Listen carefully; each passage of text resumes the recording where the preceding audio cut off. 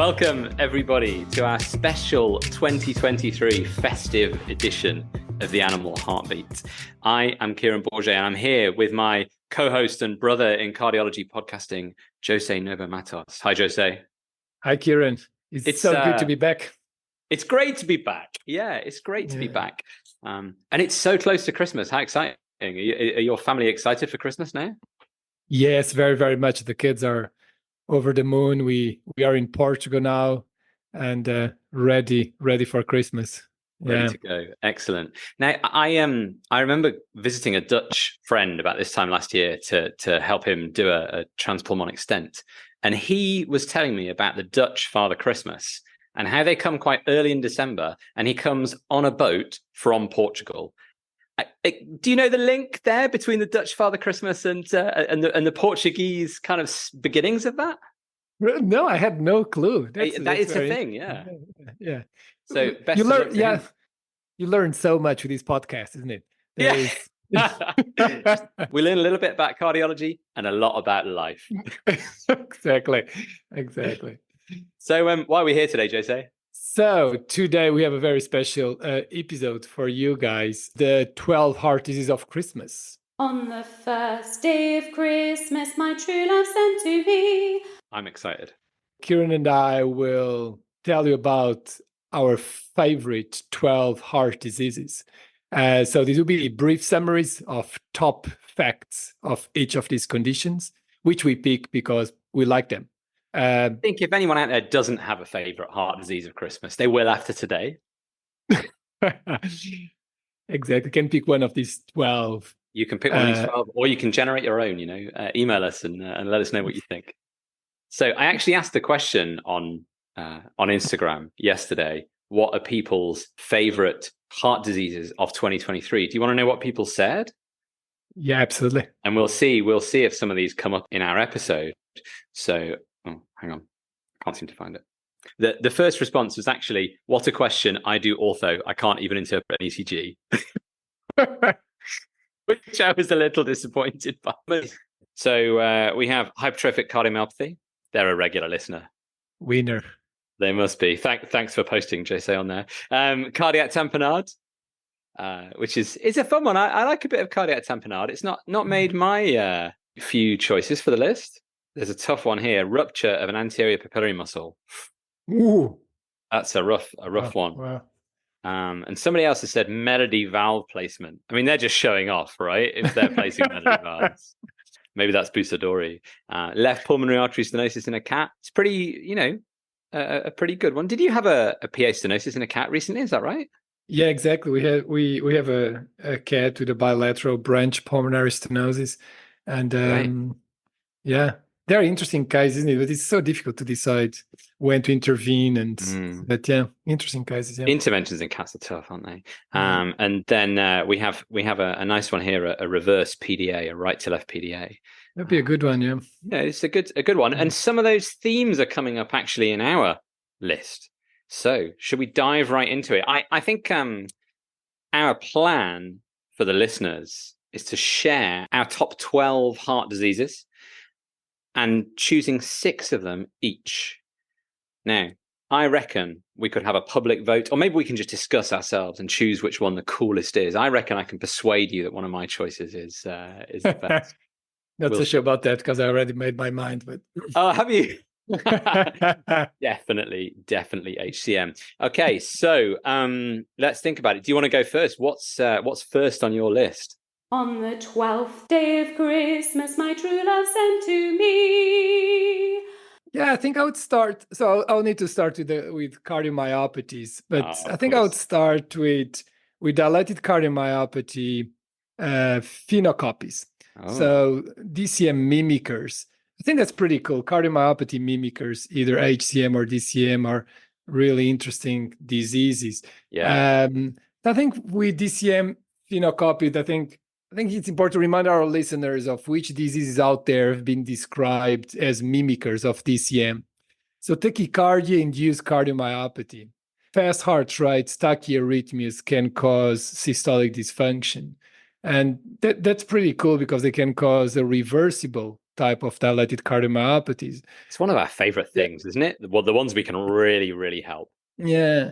But then the struggle is always when you see a DCM phenotype and the tachyarrhythmia ends up being a chicken and egg situation. What started first? Of course, if we have maybe the classic example, a young Labrador with a DCM phenotype and bouts of an SVT, this would suggest that most likely this dog has a tachycardia-induced cardiomyopathy and potentially an atrioventricular reciprocating tachycardia. What I think is cool, what I like about tachycardia-induced cardiomyopathy is the idea in humans that just arrhythmias can induce cardiomyopathies, and so now they call irregularity and the abnormal depolarization sequence is interesting, isn't it? Which is pretty cool, isn't it? Because just there's a large arrhythmia VPC burden in humans, and I believe something above 10% of the heartbeats in 24 hours can be associated with systolic dysfunction.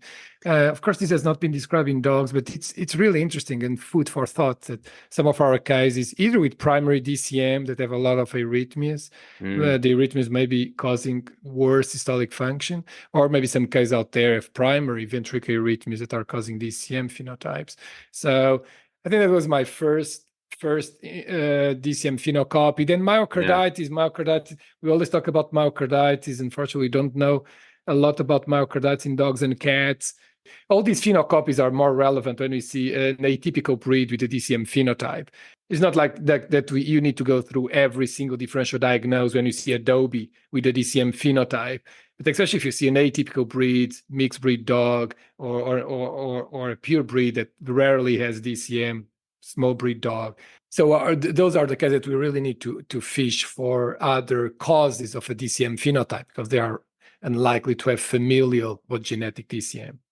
I have two thoughts. One of which is when I see an atypical breed, so not a Doberman, not a Boxer, not a Wolfhound, a Newfie, let's say I see a Hungarian Vizsla. I saw one last week, 4-year-old Hungarian Vizsla. I go looking for myocarditis, arrhythmias. I go looking for a primary cause, and often I don't find them, and I'm a bit sad because I want it to be a phenocopy. I don't want it to be primary myocardial disease, and that's something that I sort of I don't know if you identify with. The second thing, you say we shouldn't go looking in the Dobies and the Boxers so much because just statistically the likelihood is higher of them having primary myocardial disease. But don't you sometimes feel like maybe we're missing some Dobies and Boxies who do have tachycardia-induced changes or who do have a myocarditis change, and maybe they're ones that we could help? I sometimes worry about that I should do more in those cases. Yeah. No, I agree. There's also, of course, a balance of how much stuff you can do time-wise and money-wise and so on. But no, I agree. And talking about that, for example, hypothyroidism, which is a potentially important phenocopy, or at least low levels of thyroxine will affect systolic function. Hypothyroidism is highly prevalent in Dobies. And so it's totally worth it to exclude hyperthyroidism because may not be the primary cause of DCM, but might be contributing. It's probably not helping, right? Yeah, exactly. So no, I agree. And now Addison is an interesting one, really. That there have been a few case reports now, or a case report with a few cases of Addison-induced DCM phenotypes or systolic dysfunction.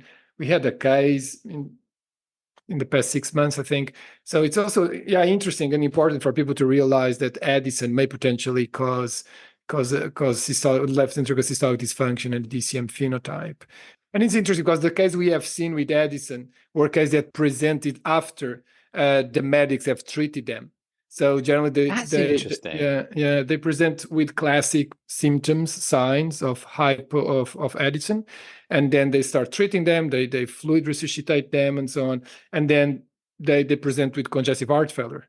Wow. So I guess there was preclinical, or there was systolic dysfunction, and then they were pushed over the edge with IV fluids and mineralocorticoids and so on. Which is interesting. That's really interesting. And, not really on my radar. I mean, Addison's, sure. I know it can cause cardiac changes, but not that it's after treatment.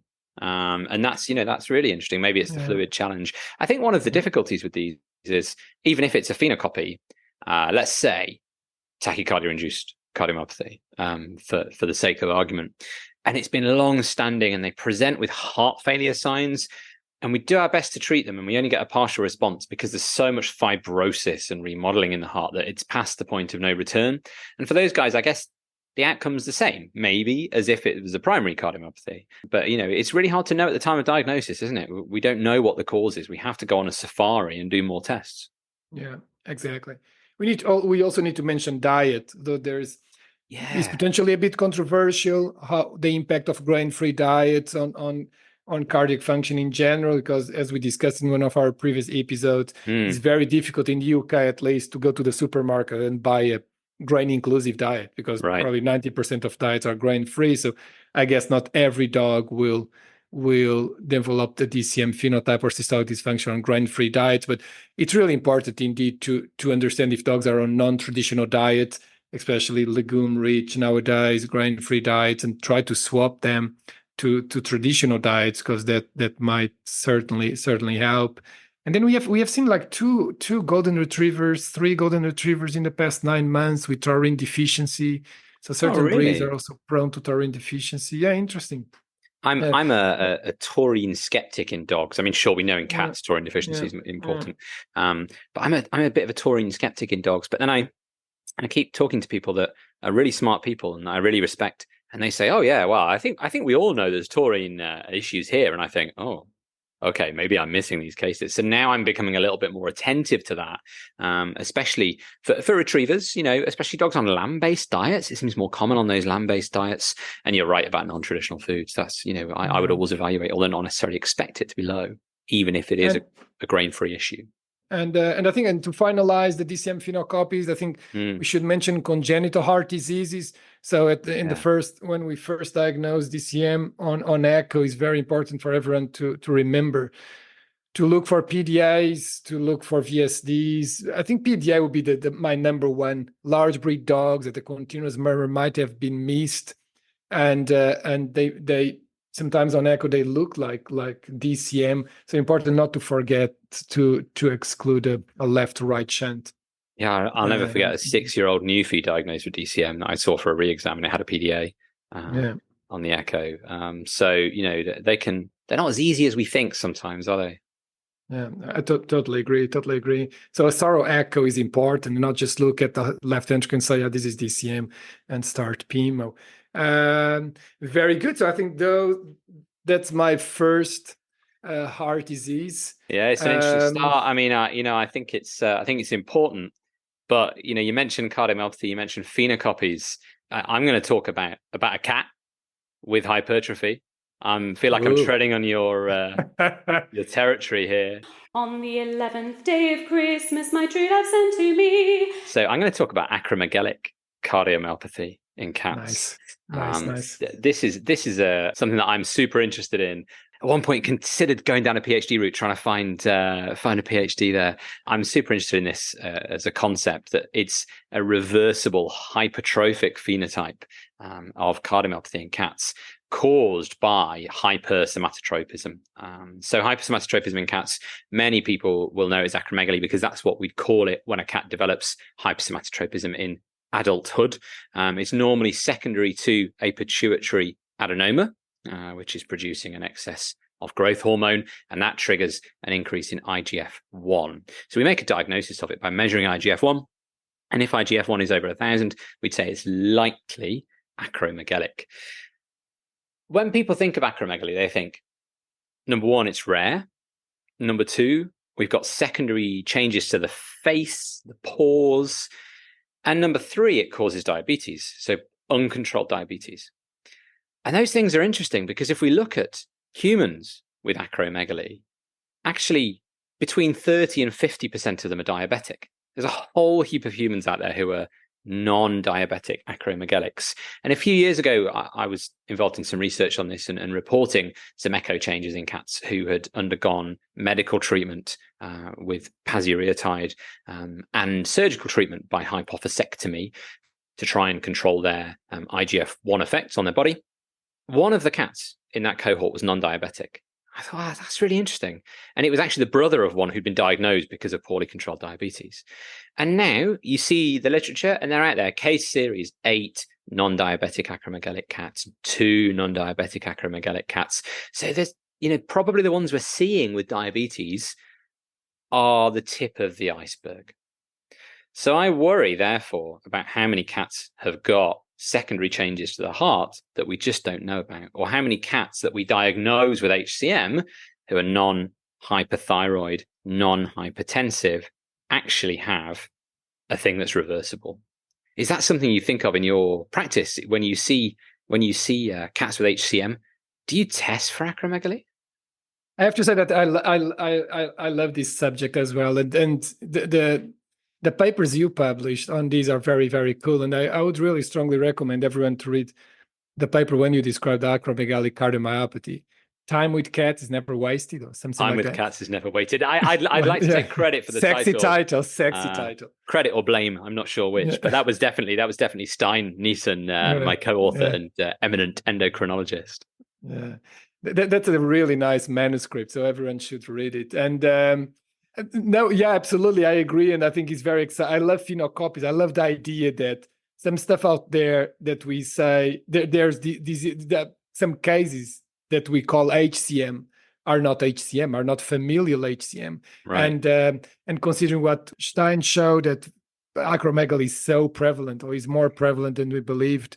Maybe indeed there are cases out there that look like HCM and are acromegaly. But just to answer your question, what my struggle then is, I would honestly love to measure IGF-1 in every single cat. But it's so expensive. It's money, right? I agree with you. Yeah. And we can't do it. So I struggle at the moment. Honestly, we are only measuring it in diabetic cats. But it's a shame because we are very likely missing some cases. But what do you do? Because IGF-1, I think, is like £1,000 or something like that. Is expensive. Just to measure. It's not that expensive, but it is expensive. It's double the cost of NT-proBNP and troponin, for example.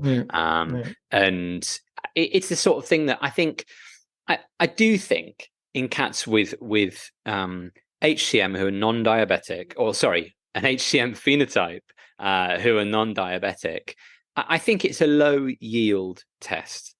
But some data that we published a few years back now suggested that a small proportion of cats, 5%, 7%, something like that, who have a diagnosis of HCM made might actually be acromegalic based on their IGF. Now, obviously, in that paper, we didn't CT their head. We didn't look for an adenoma. We didn't confirm acromegaly. So I'm not saying that all of the positives, in inverted commas, in that paper were acromegalic, but it's just an interesting thought, isn't it? That maybe we are missing it. What do? I definitely test it if they are diabetic.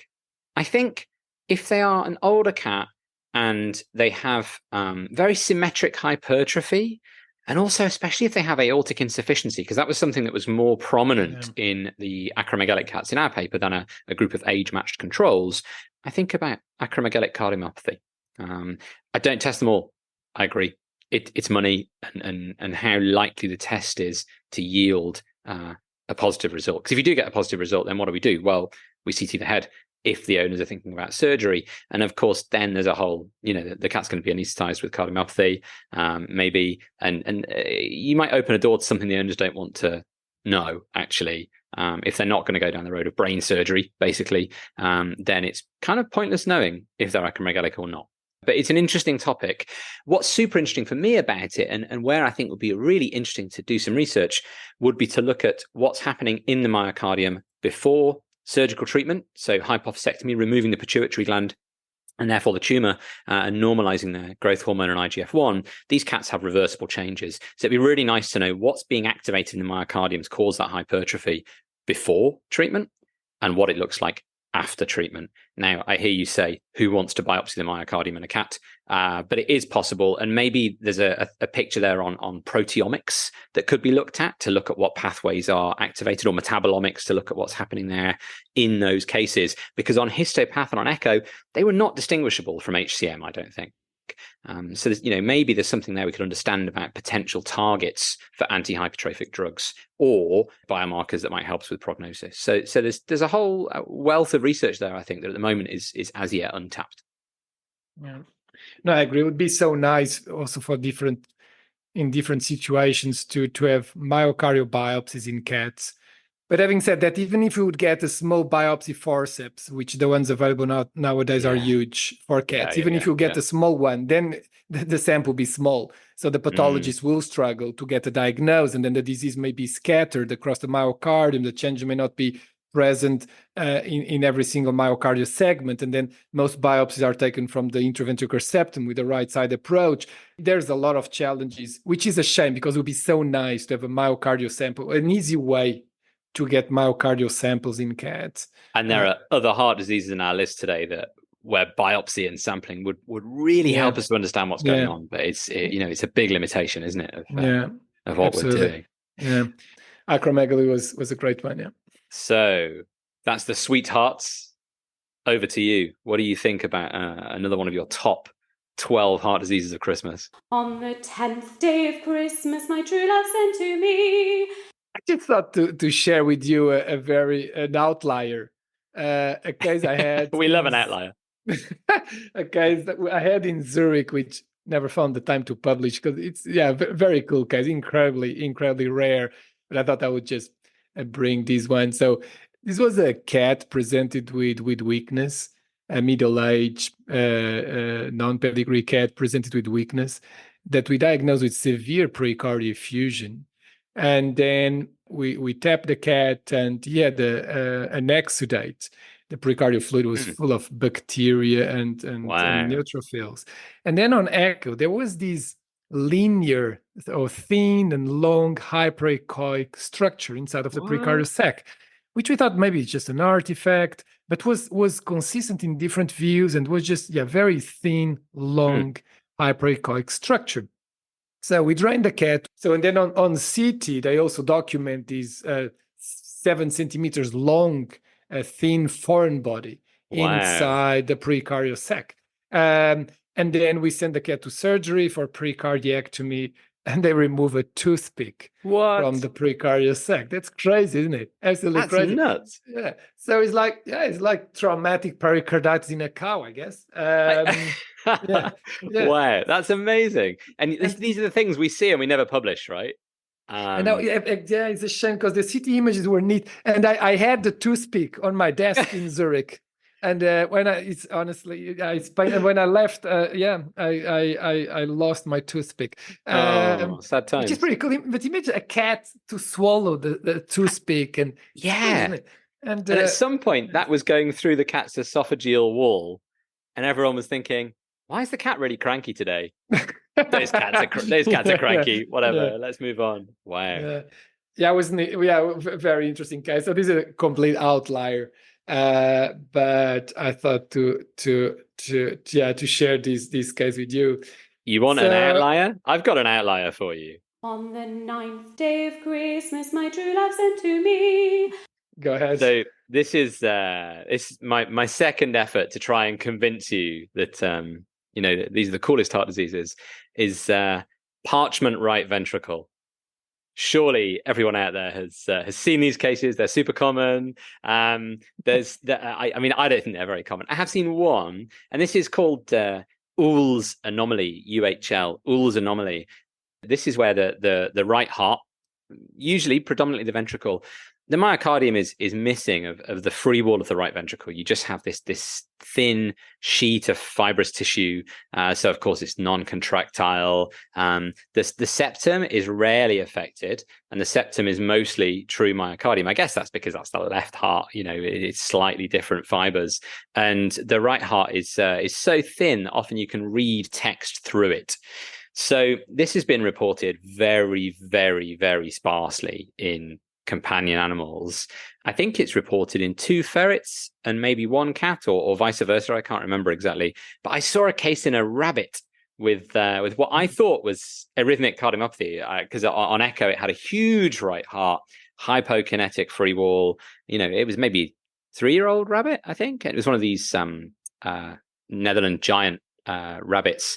The owner came in for the scan, and of course it was very sad because the rabbit was in right-sided failure. And I was fascinated by this, and I said we tried to treat, and it wasn't successful. And sadly, the rabbit was put to sleep. And I said, "Oh, would you mind if we took a look at the heart? Because it's not often we get to see rabbit hearts, and I'd be very interested in seeing what's happening here." And then the whole of the right heart, the atrium as well, was just so thin you could just read text through the wall. It was a real parchment appearance. Have you ever seen it? Do you remember how old was the rabbit? 3 years. 3. Yeah, because as you were saying on Echo, they look like an ARVC phenotype, and then we generally when we see ARVC, well, also very rare cardiomyopathy in cats, but yes, when we see them, sometimes we discuss this could be Hull's anomaly, but then generally I would only consider that in young animals, as this is a congenital defect, an absence of right ventricular muscle. So one would expect them to present in a young age. Is a burst defect, if you want. It's a congenital defect. It's of congenital, isn't it? It's not one that we list on our differentials for murmurs or whatever in puppies. I wonder if it happens and they just don't make it. Most of the diseases that we see are diseases where they're not that bad compared to what happens at birth, and they have to live to 12 weeks or 10 weeks to see a vet to have a murmur detected or whatever. And I think those diseases that are very severe, they cause neonatal death. And these are the, again, in heavy inverted commas, fading puppy syndrome or puppy pneumonia. What is fading puppy syndrome? It's not a real thing. These animals are dying of something. And I suspect congenital heart disease has a very different spectrum if we could look at neonates versus 8, 10, 12-week-old puppies and kittens. In humans, the landscape's very, very different because it's diagnosed in utero in most of the Western countries. Totally agree. That would be also a research project that one day I would. It's been on my list for years. Yeah, I would love to do. Because as you were saying, these complex congenital heart defects are diagnosed in humans, and we certainly miss a lot of them. So there's certainly a lot of very cool stuff on those fading puppies. But that's very cool one. I think I have only seen one cat, which we thought was ARVC, was a young cat, maybe 1 year old. We thought was ARVC. Right. We also got the chance to do a post-mortem on the cat. And as you said, the right ventricle was paper thin. Thin. So those are, cool. Well, not as cool as a toothpick in the precardial sac. But okay. Come on. Toothpick pericarditis it's only a thing for you. Uhl's cardiomyopathy. I'll have you know that Uhl's cardiomyopathy, or rather Uhl's syndrome, was diagnosed on a cadaver from the 1880s, and it was first described in the sort of mid 20th century by Uhl and colleagues. But actually, it's been around much longer than that, so it's not a new thing. Toothpick pericarditis. I mean, it's a one-off, maybe. It's a one-off. Yeah, maybe you're right. On the 8th day of Christmas, my true love sent to me. So next, I think I would pick chest pain in cats. I think that's something that I think is something very exciting, which we don't really know if it happens or how frequently it happens, but it must happen. It must happen. It must happen, mustn't it? People with HCM classically experience angina during exercise, stress associated with systolic anterior motion of the mitral valve is a big thing in humans. Huge. It's of course very difficult to know if cats experience chest pain, but then just looking at their cardiac phenotype and histological findings, they must. Considering the amount of replacement fibrosis we see on histology, the case series that we recently described of thin segments that are on histology have like transmural fibrosis, scars, large segments that have scar tissue. Infarcts, aren't they? These are cataclysmic events that would have a person hospitalized, and no one's noticed in the cat. Yeah, exactly. Well, even if they happen progressively and are slow, and then progress is a slow process, still that must hurt.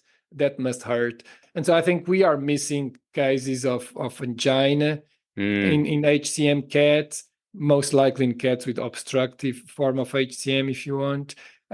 We see randomly those, and so I picked this one because I think it's important for vets out there to start asking certain questions to the clients that are presented with heart disease. Because I don't think a client will present to us and say, "Oh, my cat suddenly stops playing or randomly shows open mouth breathing during exercise." But then if we ask you that, occasionally see those referrals, don't you? But not often. True, you're right, but not often. And then what we feel is like when you ask the client if the cat stops playing and assumes like a crouched position or starts open mouth breathing when they play with the laser with the cat or something like that. Those are red flags, and those cats are the ones that we believe might be experiencing chest pain, which is interesting, and it's something that we should definitely address because these must be horrible, absolutely horrible, the feeling. And this will bring maybe potential a controversial topic, but we would treat cats with HCM and SAM with atenolol to try to see if owners, we generally do a trial of 6 months or so to see if the owners document any increase in activity levels, which one could postulate were previously the cat was experiencing chest pain. So we frequently try atenolol because it's what they try in humans with chest pain. Do you give atenolol in cats with HCM and SAM or no? Do you know what? This is where our podcast has changed what I do. Because talking to Virginia and talking to you, two people I very much respect and very much value, your experience and your expertise in these cases. I now run troponin if they have outflow tract obstruction above whatever, a gradient of 30 millimeters mercury. I'll run a troponin. This is what Virginia was telling us. So this is not my idea. If anyone is listening to this and has not listened to our interview with Virginia Lewis Fuentes from season 1, you should absolutely listen to it. It's a great chat with Virginia.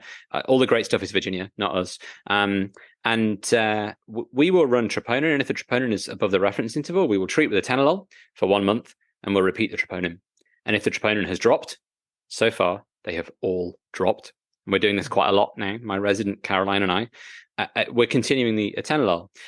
Theoretically, our plan for repeating that troponin is if the troponin has not dropped, well, we're not doing anything with the atenolol. So therefore, we won't continue it, because who wants to medicate a cat for 5 years if you don't need to? So we're asking the cat's heart, how sad are you? How high is your troponin? And if it's high, we'll treat. And then we ask, has it helped? And if it hasn't, well, we'll stop it. But so far, all of them, I think Caroline might correct me, all of them that we've done have come down, and we've continued the drug. So that's our approach. Is it evidence-based? No. We have no evidence on which to base that on. But it's logical. And I will confess that 12 months ago, I wasn't treating them. That's a very sensible approach, and is exactly what we do. And as you were saying, there is no data out there, but well, if troponin is high and then decrease, of course we will need a placebo-controlled trial and so on, because we don't know. That's the difficulty, isn't it? Yeah, what happens with troponin over time in cats and so on. But we have the same belief, if you want, that if troponin decreases, hopefully we are helping. They must experience chest pain. It's so difficult to assess pain in cats in general. It's great how much our podcast is changing. Well, at least what we do. The approach, what you and me do, which is great. Yeah, maybe no one else. Probably not. But for us, but still, we think it's great. So this is the difference between you and I. You've chosen chest pain in cats. It's a big issue. It's a pretty serious issue, actually, and we're thinking about a big welfare topic affecting a lot of cats out there. And I think it's really important you raise that, because it's a real public service. My next one. I'm worried now. The next one's random. And it's not a dog or a cat or even a rabbit. On the 7th day of Christmas, my true love sent to me. This is a trigger for equine pericarditis. And it's actually caterpillar pericarditis, believe it or not. Really? It's a thing. This is what happens when you do the American boards. You see, you learn these random large animal topics. So the ingestion of the eastern tent caterpillar, I'll try and say the proper name, Malocosoma americanum. As people will know it by. You know it now, right? Yeah. Americanum-itis, it's called.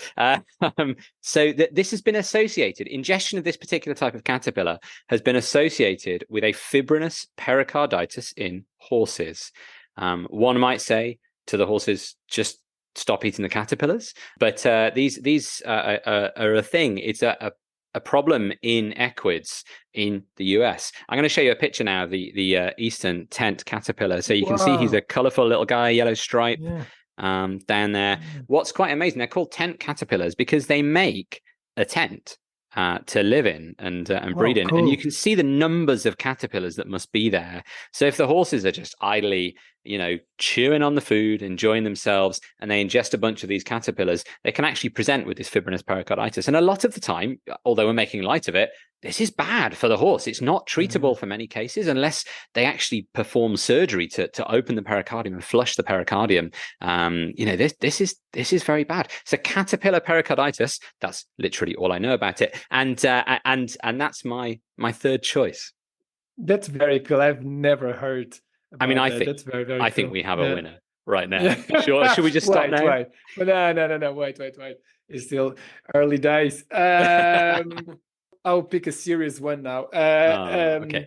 On the 6th day of Christmas, my true love sent to me AP windows, aortopulmonary windows. It's just that we had in the past year, we saw 3 cases, which will not be the classic window described in the veterinary literature, I would say, which were cases referred as PDAs. They looked like PDAs, like classic PDA morphologies on echo. Really? And then when we went and when we were about to occlude them and when we did TOE, they had windows. They had no ampullas at all, or very, very short ampullas. And so very, very short ductus with a large ostium, which would resemble, looking at the Krichenko classification, would resemble his description of type B classification, I believe, where he described windows on an exact position where a PDA should be. The windows I have seen, the windows described in the literature, to my understanding, most of them are in the main pulmonary artery in different locations from where we see PDAs, and these ones were like exactly at the PDA position. That's super interesting. And it was very cool. And what I thought was very cool is how useful TOE was, because in fact, so echo was okay on echo, on transthoracic echo. We could not open the ampulla. We thought that we cannot open it. Maybe it's just a challenging case. And sometimes it's a bad echo day, right? Yeah, you just don't catch it. And you could not, and that's fine. And then on angio, because the position was classic for a PDA, these were cases with severe aorta and pulmonary artery dilation. It was in fact quite difficult to know exactly where the ductus was. So TOE was paramount.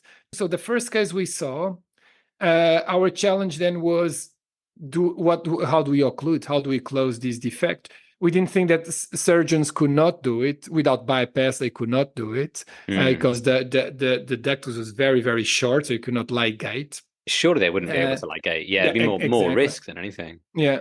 And then in the first case, we were concerned to use an ACDO because, of course, there is no ampulla, and so the proximal disc is completely exposed, is inside the aorta. So it's just sitting there in the aorta. I worry about that a little bit. Yeah, which is cool. So then the first case, we said, okay, no, we will not use an ACDO. We contacted Abbott. They were very, very helpful. And we tried a few ADOs and Platzer duct occluders, but they were all too small. They were all too small because the ostium in the first dog was like 9 millimeters. Wow. And so all the ADOs we had available from humans were too small. And then for cost restrictions and so on, we decided, okay, we'll try an ACDO. We oversized the proximal disc a lot in comparison with the ostium. So the proximal disc to ostium ratio of like 2.5 times, something like that, because we were also concerned that of the device stability, and that's what they describe in humans. These windows, then of course the device is not anchored, is not protecting any ampulla. So and you don't want to lose that in the aorta. I mean, that's terrifying, isn't it? And so we used an ACDO, large ACDO, and this was a 30, 40 kilos Labrador. And then before releasing the device, we were also concerned that the proximal disc could obstruct the aortic flow, but there was no signs of no gradient on TOE in the aorta, and so we released the device and was fine. And then we had 2 other dogs, exactly the same, very, very similar window-like PDAs, where we have used ACDOs. One in a corgi that we did maybe 4 months ago. I was more worried because, of course, the other ones were medium to large breed dogs, and this one was a corgi, but it was fine. So it was interesting to see that ACDO worked okay. We consider covered stent, as there is this case report from a German Shepherd of a type 3. Yeah. Exactly. With the cover stand, there will be another option. Yeah. Could have been more expensive and so on. So they're very expensive, those covered stents. Yeah. I choose these guys because they looked on transthoracic echo. They was the right location, and they looked very similar to a standard PDA. And then TOE was really helpful. Also to measure, because the thing was the ostium was very oval. That was the other challenge, because the ostium on 2D, in fact, we use 3D TOE, because on 2D, the minor axis of the ostium was much smaller than the major axis. So interesting, they were very, very, very oval, which also made it tricky to pick the right ACDO. To me, the take-home message was TOE really helps, and we now spend a good amount of time carefully looking at the duct when it's not a classic PDA morphology. Sure, yeah. Carefully looking at it, because interesting. Did you see cases like this? A window like it's super interesting. I've seen one AP window, and it was very close to the aortic and pulmonic valves. So it was really on that ascending aorta before the arch, which is one of the classic locations from people. If anyone out there is struggling to visualize this, I think Jose would encourage you as well to look at Busadori's textbook. The recent textbook is beautiful. Have you got a copy yet, Jose? Have you bought one? No, not yet. Unfortunately, not yet. I bought one at London Vet Show, actually, and I kept trying to buy it at ECVIM and at various congresses. They'd all sold out. So every time I was with Busadori, I wanted him to sign my copy, and they'd all sold out. I couldn't buy one. And he said, I'll send you a signature on a piece of paper. Not quite the same. But in there's a section on AP windows in the sort of left to right shunting defects. And there's a beautiful diagram describing the sort of 3 typical locations. Recently, I've seen 2 PDAs, one Cavalier, one miniature dash hunt, I think, wide-haired dash hunt, who they're very short and puller. They're like a little sort of wedge. But both these dogs have a bit of volume overload, not massively. They're quite young, and I worry about what will happen in 2, 3, 4 years. Not in the next couple of months. I worry about what will happen long term. So I'm planning on including these, and I'm just I've been thinking, the ampulla is so short. I don't love my transthoracic images. I wonder if these are windows of the same kind as you're describing, because they're very unusual looking PDAs. They're very short. The flow is 5 meters per second. It otherwise looks like a PDA. The location is right, but I think the transesophageal echo on the day of the procedure is going to help us quite a lot with that. And we do that as standard now, the 4D real time to get measurements. Because my angiograms, I go through phases where my measurements aren't that accurate, and I put a device in and think, I could have done better. The size choices, either oversized, I did one recently, or a couple I had undersized, and I thought, I need to get better about integrating TOE into our surgery day plan for even the standard congenital. So we do that now as standard, just to try and make the most of what we're doing. And by the sounds of it, it's quite important for these slightly unusual Totally agree. cases. Yeah, totally agree. Looking at the human literature, after we tried M-Plazer duct occluders, they have been using in these Krychenko type B window-like PDAs. They use devices to occlude atrial septal defects. Oh, really? So M-Plazer septal occluders, because then they have these 2 flat discs with a very short, very flat, which we are perfect, I guess, because then they will live inside the aorta, then you have a flat disc inside of the aorta. So I wonder in the first case, then we thought we wanted to try, but then we didn't have the funds. But apparently the M-Plazer septal occluders is what they use in these window-like PDAs. Right. Those ASD occluders are about £5,000. They're so expensive that often I've done one. Often it becomes cost prohibitive, doesn't it? Yeah, absolutely. But so this was my series 1. JC, I think we better stop there for this episode. We've talked quite a lot about these fantastically interesting heart diseases in part 1, and part 2, maybe it's a separate episode tomorrow. What do you think? Sounds great. Absolutely. Let's make a break and then we'll be back tomorrow. Fantastic. Offer some Christmas cheer and we'll be back tomorrow. Thanks for listening. Fantastic. See you tomorrow. On the 12th day of Christmas, my true love sent to me 12 phoenocopies, 11 acro hearts, 10 foreign bodies, 9 parchment ventricles, 8 cats with chest pain, 7 caterpillars, 6 AP windows.